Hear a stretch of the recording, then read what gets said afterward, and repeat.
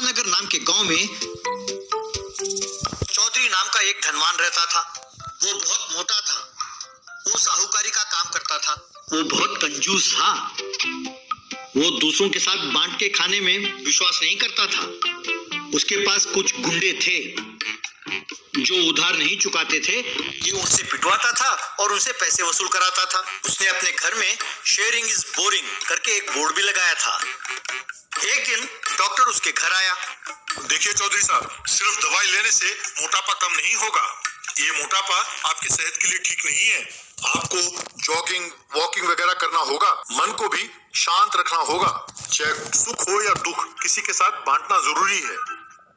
देखिए डॉक्टर साहब, नाश्ता करने के लिए बोलो तो मैं करूंगा, खाना खाने के लिए कहो तो खाऊंगा, पर ये जॉगिंग वॉकिंग वगैरह मुझसे नहीं होगा। जहाँ तक बांट के खाने का सवाल है, वो बांटना शब्द ही मुझे बहुत गुस्सा दिलाता है। मेरे घर में बोर्ड लगा हुआ देखा ना आपने, शेयरिंग इज बोरिंग।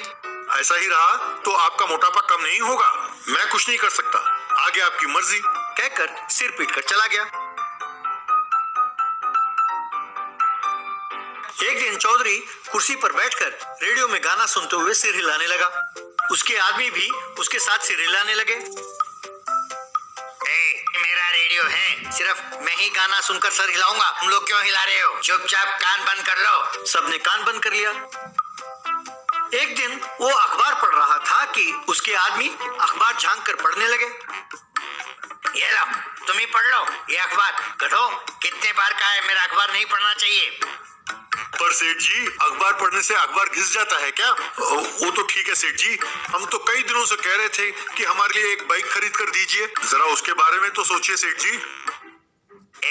मैं किसी के साथ कुछ भी नहीं बांट सकता, मुझे पसंद नहीं है। मैं तो अपनी बीवी को भी मेरे पलंग पर सोने नहीं देता। तुम कहते हो कि तुम लोगों के लिए मैं बाइक खरीद के दूं? गनीमत है कि तुम लोगों ने टेस्ला कार नहीं मांगा। कमबख्तो, चलो जाकर पता लगाते हैं कि वो देशमुख पैसे देता है कि नहीं।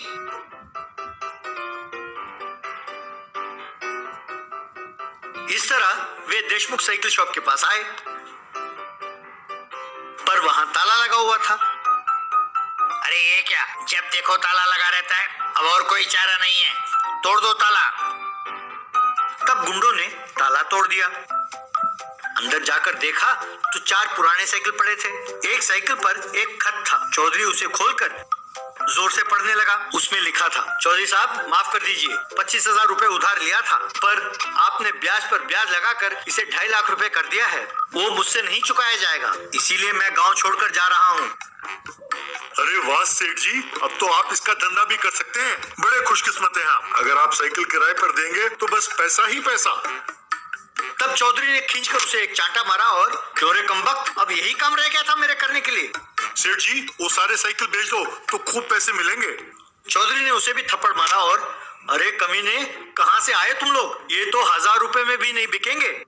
सेठ जी, एक काम कीजिए, हम कई दिनों से आपसे बाइक मांग रहे थे ना, वो तो आप खरीदने से रहे। कम से कम ये साइकिल तो हमें दे दीजिए सेठ जी।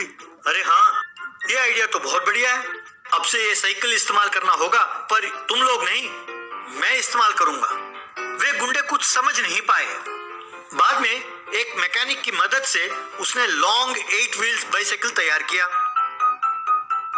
उस पर बैठकर गांव भर में घूमता था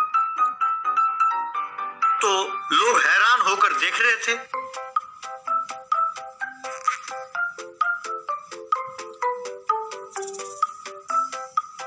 इस तरह वो अपने गुंडों के पास आया। ये तो गलत है सेठ जी, 4 साइकिल को मिलाकर एक साइकिल बनाकर चला रहे हैं आप। हम सबको आप एक एक साइकिल दे सकते थे ना। No way, sharing is boring. अगर तुम लोग चाहो तो इस पर चढ़कर बैठ सकते हो, पर इसे चलाऊंगा मैं ही। कम ऑन, कहकर उन सबको बिठाकर चलाने लगा। उसे यूं चलाता हुआ देखकर गांव वाले हंसने लगे।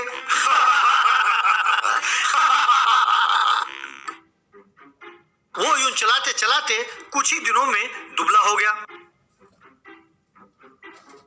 एक दिन डॉक्टर आया और wow, what a surprise. Chaudhary ji, मैं तो आपको पहचान ही नहीं पाया। Congratulations, keep it up. तब चौधरी ने अपने आप को आईने में देखा और बहुत खुश हुआ। तभी देशमुख वहां आया।